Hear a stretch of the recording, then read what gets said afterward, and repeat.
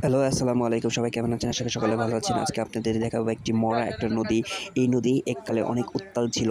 এই নদীর পার হতে মানুষ অনেক ভয় পাইত। আজকে এই নদীর এই অবস্থা কখনো কল্পনা করতে পারেন আমাদের নদী এই নদীর এই অবস্থা হবে। আর ছোটকালে নদীর যে রূপ দেখেছি, এখন নদীর রূপ ওরকম দেখা যায় না। নদীতে এরকম পানি থাকে না। ছোটকালে কি না ভয়ঙ্কর দৃশ্য দেখতে পারতাম।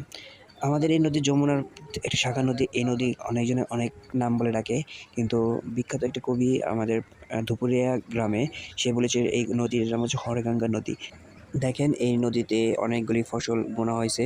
ওই পাশে তিল বোনা হয়েছে, পাট বোনা হয়েছে, ধান বোনা হয়েছে। এই যে দেখতে পাচ্ছেন একটা হচ্ছে কড়ই গাছ। এই কড়ই গাছ মানুষের অনেক উপকারে আসে।